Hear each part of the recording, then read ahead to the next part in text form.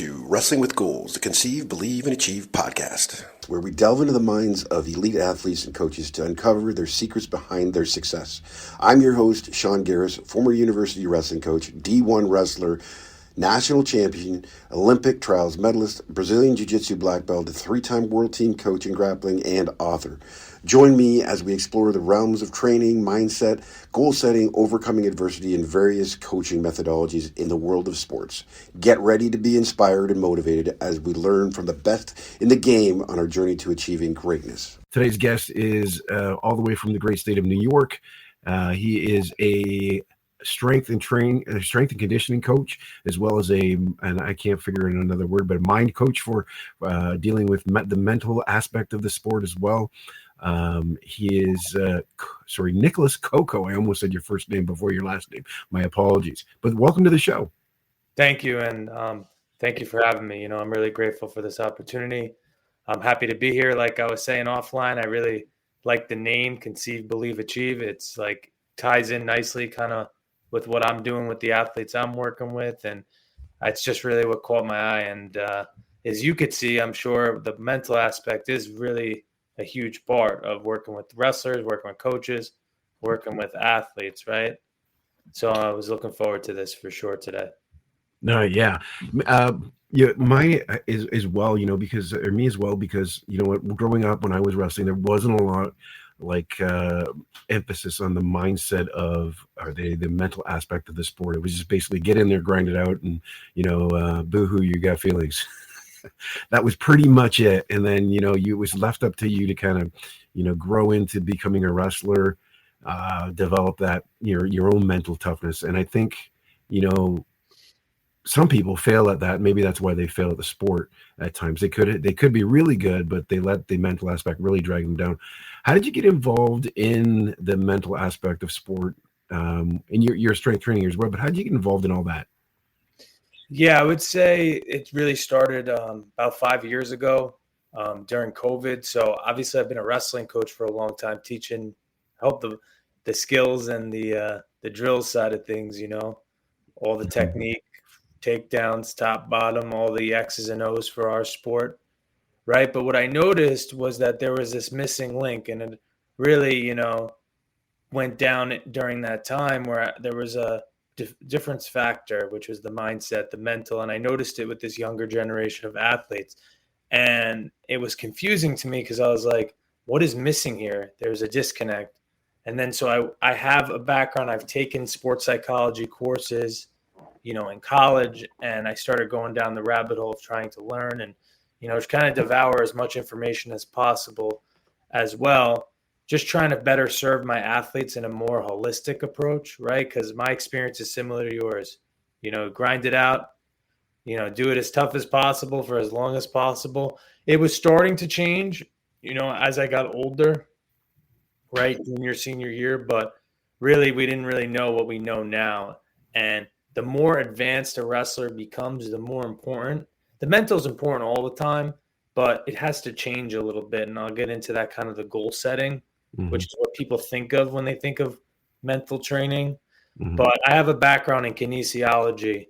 So for the listeners, like studying human movement, exercise physiology, those are some of the courses that I took at SUNY Brockport in upstate New York, where I wrestled. And I was telling you a little bit earlier, when I went to school there, kind of traveled around the country, went out to different states, different places here in the U.S., and spent obviously some time not too far from you guys in Toronto, being in Buffalo as well. So got to see a lot, got to talk to a lot of coaches, got to see what is up with the water in, let's say, Iowa, and why are these wrestlers so good, and what makes this program special. So I've always had like a deep, interest in like the why and the geography and understanding what makes the athletes tick. So something I've always been, interested in and fascinated by, Coach. Mm-hmm. That you talked about Iowa. They have when you look at Iowa, I've noticed that like the two contrasts in the way that Dan Gable would deal with his athletes versus the way that the Brands brothers deal with their athletes. Did you pick up anything, from them What's going on with them. Like, it seems to be like from the outside, I've never been to Iowa. I've never met those characters. But I find them really abrasive. Does that style work? It does, and it works for individual athletes. So, in my professional opinion, it all depends on the wrestler, right? So I'll keep it simple for the listeners. Some people need a direct, blunt approach, right? Other people need a hands-off approach. Some wrestlers, when they come off a mat, they need direct feedback. Some wrestlers, you give them a minute, maybe 2, maybe an hour. It's really up to the individual. So I don't think necessarily that it doesn't work. These are highly successful Olympians, right, who have obviously a winning program with a lot of money. But I don't believe in a cookie cutter method. I don't believe in a one size fits all. I think that's why Cael Sanderson in Penn State has had such a successful, let's call it a dynasty reign, not just because of what people will say the funds, which help. We all know that makes the world go around, but also the style and approach with such elite athletes, which is different. We'll get into like more of how can I help my middle school wrestling team, but at that level, it really does need to get down to the nitty gritty, the individualization of the whole thing, in my opinion. Hope that helps clarify that. My thoughts on that. Yeah, it does. And it's kind of like, and I kind of knew it was like that because, I coach wrestling as well, and it's individual. The personalities come up to you. But as for a coach, it's kind of hard to kind of feel out that process. Like, who do I have here? Well, which person? Because each one is different. And when you don't have specific training in mindset or the mental aspect of the sport and how to guide your athletes, sometimes for coaches it's difficult. And that's why like podcasts like this are perfect, because I can ask you like, hey, I got a kid that, she or he, is, really gets down after a match. Like, how do I break that? Because when she breaks down after a loss, or he breaks down after a loss, that's it. The tournament's over. Even if there's more matches to go, the performance just goes. Like, what happens? How do you deal with a long term, like not just the fix of that day, but the long term? Yeah, I believe that it's because of this one thing, and this one thing is there's too much emphasis on the outcome. So the number one fear of Americans, at least, is public speaking. I'd say the number 2 is outcome anxiety. So like resulting based anxiety, whether that be taking a test or getting your hand raised in a match. So we place so much emphasis on the outcome that we don't really get caught up with the process. And in the beginning, initially, say a 7th grader or a new wrestler at 30 years old, they need to focus on outcome goals, what their goal is, what their outcome is. But as you get more advanced, say you go from 0 matches to 500 to, hey, I want to place in the state. Hey, I want to place in the province. Hey, I want to do X, Y, and Z. We need to actually reverse engineer your goal and get to the process. That's where the nutrition comes more dialed in, the strength training, the conditioning, the mindset, staying after to do a little more leg lace, detailed technique. I'm getting into the nitty gritty here, but the point is that we're focused too much on winning and not enough on, the smaller details, the game plan, the plan of action. Let's call it the plan of action. I want to go back. There was something that I was thinking was reflection. So how do we get an athlete? They need to learn how to self-reflect. So before you can master, others, you have to master yourself, right? That old quote. So if you don't know yourself, we can't really build the base from that. So something simple I get the guys to do, and you could do it at the end of practice, is like, one thing you did well today. What is one thing, you're grateful for? What do you got to get better at? Just starting getting the wheels turning a little bit in between the ears. You start thinking about wrestling versus just doing, which is also important, but we want to start getting them to reflect and think about wrestling in a more conceptual way, if that makes sense. No, it certainly does, because in my wrestling room after practicing, and it's funny that you say that, is because I have young kids in the room. I have a few high school, but majority of them are younger. And one of the things, I read a book, and I can't remember the author. I'll probably be able to provide. But again, mindset's very interesting to me. And it said to they put emphasis on the controllables, not so much the uncontrollables, but also in it, it's talked about ESP. So it was effort, success, and progress. And what I'd go through with my athletes is we talk about, okay, did you give 100% effort? What kind of effort did you give today? Right? Just self-reflection, like you said. And then what kind of success did you have in the room today? Same thing. So we ask them, well, I'll ask an athlete what kind, and they'll give me feedback, of course, and it gets them thinking, like you said. And then, of course, the last one is progress. And again, what kind of progress did you make? Because and I explained to them that it's not about it's about the process. You're going to learn. The progress is all in the room. You're not going to be perfect at anything right at this moment, right? You're not going to be able to execute something I taught just today, to 100% accuracy or speed or whatever, right? So I think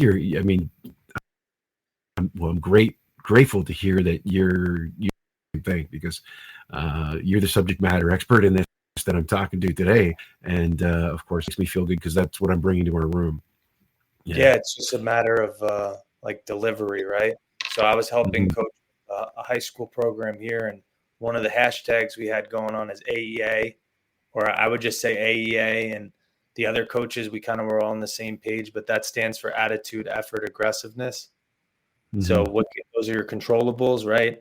I mean, you see a lot of the stoicism exploding with popularity, the Marcus Aureliuses and the greats. You're seeing this, and this has been around since biblical times, right? Focusing on what you can control, having faith, letting go. But I think that we just place so much emphasis on the outcome, and it causes guys to have pressure. And what does that translate to with the middle school or high school kid? Not being afraid to take shots, being afraid to go for their moves. The moves as their coach, like the ones they're doing in the room, and then you bring them to a tournament. Now they're not doing the moves because they're thinking too much about getting their hand raised, which is really, really hard to get them to think about the other factors. But we have to start just reinforcing it little by little, drips and drabs, each and every day in the practice room. It will pay off for you guys. Yeah. It takes time, though. Yeah, well, it certainly does, and I think there's lessons that go past the sport too into life, as they get older and mature into even high school or to maybe university or a job. But what was it? I was going to say something. You had my mind right clicked there when you were talking, and I can't forget. So this is the other thing that's going on in my head is I was hit by a car, and I have post-concussion syndrome. So sometimes what ends up happening is my thoughts will leave me, which they just did, and I'm sure they'll come back later. But it's full. Yeah, I've talked about that in the podcast before. But the mental aspect of this sport, again, you show up to I think I'm coming back to where I was. You show up to a meet, but you got your parents there as well, and that pressure of your parents being there, and I think when we as athletes want to impress people, that becomes part of that mindset too, where a distracting mindset. How do you deal, or do you speak to parents about mindsets? Do you speak to them about their kids mindset when it comes to sports too? Yeah, especially with the clients and athletes I work with directly one-to-one. Like the parent is a big part of that relationship, right? So, I work with a lot of clients. It's like an overhaul program. It's not just the mental aspect, but strength and conditioning, nutrition, managing the weight, doing different factors. I'll even break down matches with them. Like we'll have the tournament up and we'll do timestamps where they need to improve, what they should do at minute and 22 seconds. Hey, don't turn towards the head, turn towards the legs. He's looking to scramble here. You got to hide your ankles, that sort of thing. But when I do that breakdown, I do tell the parents, there should be more of like a support role and less of a coach role. Really, the kids want to always get the parents' approval, right? So I do think at some point in the wrestler's lifespan, the parent should take a step back and be more of a support role. It's very hard to balance coach and parent, right? When I cross that bridge, I'll let you know how it goes. But I do tell them that they should be focused on more of the stuff that we're talking about. I think the worst thing that happens, especially around here, because there's a lot of kids that wrestle, it's folk style. The parents are more concerned with the rankings and the seeds and the records than the kids are. And then they're bringing up, hey, Billy, Johnny's got a good double. That Johnny from across town, better watch out for his throw. And what do you think that does to the kid's confidence? And, they're trying to help. They're trying to be helpful. I get it. They're trying to warn them. But if you have even a modicum of understanding of this stuff, it's all attention, right? So Johnny, the wrestler, starts thinking about what his opponent's going to do versus his offense, his power offense, his A game, his playbook, right, in football. And we can get into that if we have time. Yeah, we got time. The teams, look at the Eagles. They got a playbook. They won the Super Bowl.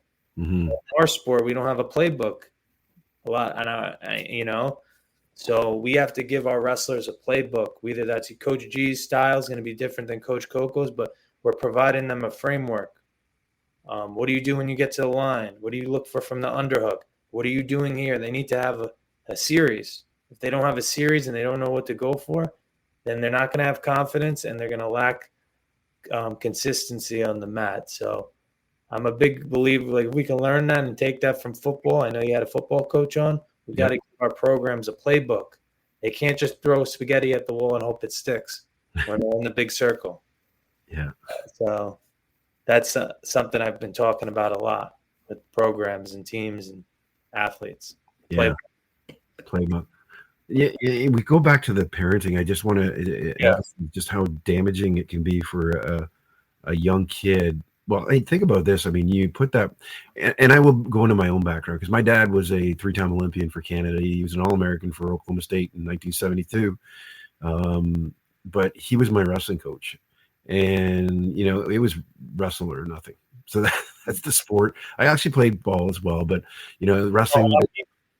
No hockey. I didn't learn how to skate. Dad had size 15 foot, so he couldn't skate with us. So I guess he wasn't going to take us skating either. I don't know if you remember the big lad that wrestled for Iowa, Chris Taylor. Christy, yeah. Yeah, my dad wrestled him at the Big 8 conference, and I think he was the only one to take him down at the NC2As that year. Wow.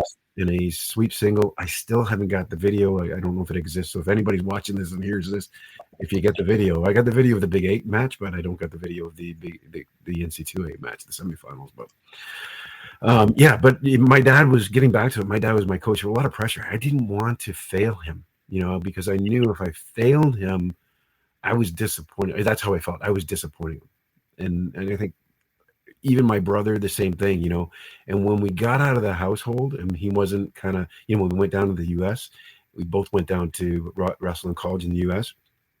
We got away from him. So it was easier to lose. I don't know if that makes sense. Mm-hmm.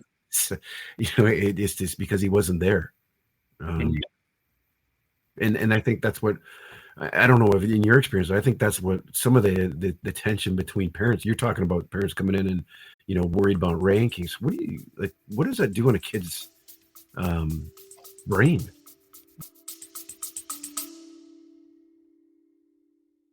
We interrupt this program to bring you an important announcement. Looking for top-tier healthcare in the GTA? Look no further than the Core Optimum Health Center. Founded by Dr. Pat Graham, official chiropractor for the Toronto Blue Jays, their clinic offers a wide range of services including physiotherapy, chiropractic care, acupuncture, massage therapy, naturopath, and more, all in a caring professional environment. They also are proud partners with the Shift Concussion Management Program, offering the latest concussion care and online neurocognitive impact testing at their Mississauga location. At the Core, your health is their priority. Visit the Core Optimum Health Center today and experience industry-leading care. And unnecessary stress, unnecessary pressure. At the end of the day, I'll be blunt. None of that matters. So kids still got to go out there and wrestle. If anyone attends, with the legacy and the background of your father and being around NCAA wrestling as long as you have, Anyone could be beat, especially in the season that's coming up right now, the postseason. Everybody's 0-0. I've seen some crazy things in my life so far, and once the wrestlers can believe that and understand that, that's the whole process. I mean, the whole season is getting the kids to understand, like, whether it's high school at the state tournament here in New York, or even at the senior level, or at the modified local tournament. It doesn't matter. Like, everyone, they bleed like you bleed. They sweat like you sweat. Anybody can be beat. Matches are won on the mat, not on Instagram. So this is a hard thing. We have an uphill battle with the younger generation, and that's kind of how I got into this stuff. Because one, it's all the stuff I wish I would have known that would have helped me in my career personally. That's kind of how I started this, from injury prevention to nutrition and managing weight correctly, and also the mental aspect. So that's kind of how I started going down this rabbit hole and getting into this mental training aspect of the physical and combining the two, right? I feel like we've lost that, but we have to get the kids, again, circling back to what we said, focused on the controllables. And the parents have to reinforce that. And I think it's important. It's very challenging, but usually, it's important to meet with the parents and of your wrestlers at least once before the season starts. And maybe, if a coach is listening, you kind of outline some of the themes or the things you want to, that are important, like consistency or hard work or attendance or respect, that type of thing. I think you should tell them that too. Are they going to follow it? I don't know, but at least you dotted your I's and crossed your T's, right, within your program. Yeah, I think with discipline and consistency, when you show that, it gives them, the kids crave structure. When they don't have structure, they get themselves into trouble. I work in a profession where I deal with a lot of kids that don't have structure in their lives, and they get into a lot of trouble, and they go out and end up, either getting killed or killing somebody else, as a result of that. That's pretty extreme for the kids that I deal with. But I deal with gangs, just to let you know, street gangs and stuff like that. So my job is gang prevention. But, I see that in these kids, and they don't have the structure. So, like, that's kind of an important thing for a coach to provide. Your mentorship in the room with the mental aspect and the strength training, and what was the conditioning and stuff like that. How are the kids responding to you as a result of, putting this stuff in? I mean, some people would kind of think, like, back when in my day, it was like, oh, you're talking about the mental aspect. Come on, this is a little hokey pokey. How is it? You said these are new kids too, especially, and you're talking about being distracted by Instagram or believing, what Instagram shows. So how tough is it for you to sell the mindset aspect of the sport? I believe the way to do it successfully is one, to obviously believe in it. So it comes through with your conviction. Kids do have a really good job. And I guess with your career, you know this too. They can sniff out BS. Their BS radar is super high. So if you're a fraud, they could really know that. Whether there's a coach who comes in and, pretends to be top dog clinician and he really isn't. Wrestlers, young people pick up on this very quickly. So if you believe in it as a coach and the staff, they'll sense that. But you put it in drips and drabs. You don't lecture them. You don't bore them. You do, just like you said you guys do at the end of practice, drips and drabs. Maybe you do a little gratitude exercise. Maybe you throw in a visualization. Maybe today's talk is about mental toughness. Drips and drabs over the course of a season, a year, 2 years, 5 years. And then if the coaches are looking to do extra, that's something you do at a separate time, maybe in a classroom on campus or before practice. You get the kids. They're more open to it because there has been the oversaturation of the term mental health now, which is obviously important. But like a lot of things in our modern world, we tend to use them out of context and to exaggerate it, embellish, because we don't have either the proper vocabulary or the proper understanding of said topic. Very common now. So, that's very frustrating. But Yeah, I think they're more open to it now, but we need to capture the youth's attention, because let's be real, their attention is limited. The attention span is waning. The notifications and the social engineering of applications are designed to keep us 30, 50, 70. Everybody's on them. Yeah. Uh, Yeah. I'm not saying we're special or non-affected. So I do believe, though, if we are coaching, this age group, this demographic, primarily, typically young men, we got to understand as coaches, like how we're having an adult monologue is not how you should coach. It should be very high level, short trailer, attitude, effort, aggressiveness, control the controllables. Okay, guys, 2 ways, Johnny, boom, Jimmy, boom, Michelle, boom. Okay, let's warm up. See how it's like, that's how you start to introduce them to it versus like what you're saying, right? Like even in my day, we'd roll our eyes and be like, are we going to do more live? Yeah. What's this guy talking about? Yeah. Right? Like I get that. No, but it's so important. It's so important. It makes everyone does high crotch. Everybody does single. Everybody knows to go behind. You're at the level you've competed at, and you understand that, as you can probably reflect on your own experiences. They ever knew a stand up? They're in college. They don't know how to stand up, right? So what is going to be the difference maker? If there's a lot like a baseball, you hear it. Maybe it was Yogi Berra, one of the Yankees, 90% is mental, right? We always hear these quotes, sports are mental, but we don't work on them. We don't work on this. We know it's important. We say it's important. We talk about it in interviews, pro athletes, but how much time is the program and the coaches spending on it? I guess that's the $1 million question. Yeah, I mean, I don't know either. I consider myself kind of the only one that, and it's only because I put an emphasis on it, and I never had a coach really get into that myself. It was at Eastern Michigan, it was Willie Gadsden. It was he was just go out there and grind. Him and Chuck Jones, just beat up whenever they could, and that was missing. So when I bring it in the room, I almost kind of like, it's needed, but like, is it out there? Is that happening a lot? Do you know?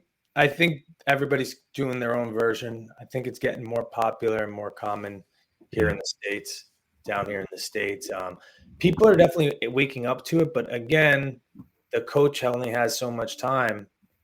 Time is the limiting factor. So, that's the other challenge, is the practice. How much time can they spend on strength and conditioning? How much time can they sit with Anthony to explain weight management and how he needs to do portion control and write out his macronutrient count? So obviously for myself and what I've been doing, it's just a matter of filling the gaps that the coaches can't. It's not that they're bad or that they don't know how. It's all about time. If you're one coach and you got 50 wrestlers, you can only divide your attention so much. So, I always see myself, I love working with the wrestlers one-to-one. The clients I have, they're really great, and they just are getting that extra attention they need outside of the wrestling room. So I typically, work with them on a one-to-one basis, as well as, I'll do privates, like technique stuff with wrestlers, especially bigger guys. I'm a bigger guy. I wrestle 84, 97 in college. I know more of that upper weight type style. So that's something that I'm passionate about as well, like helping them with the kind of the underhooks and the Russian ties and that type of thing. Yep. It's a different style. That's to call it the 25. We were talking about this earlier. I don't know. Prior is the 25 is not going to wrestle like the heavyweight. Spencer Lee doesn't wrestle like Gable. Yeah. It was, you say that, it's kind of funny because I was an assistant coach at one of our colleges up here. They call it universities up here. It's different. It's I don't know what it is, but I know it's referred to as colleges down in the U.S. But there's kind of like our junior colleges would be called colleges up here. That concludes part 1 of this episode. Part 2 will be released next week, but don't forget to follow us on Instagram at Coach Geris and on X, as well as our Facebook page, Wrestling with Goals, the Conceive, Believe, and Achieve podcast. I hope you found today's episode insightful and inspiring. Your support means the world to us, so don't forget to subscribe to the podcast and leave a comment in the section below. Your feedback fuels our journey to bring you more valuable content and stories from the realm of sports. Until next time, keep pushing boundaries, believing in yourself, and achieving greatness. Thank you for listening.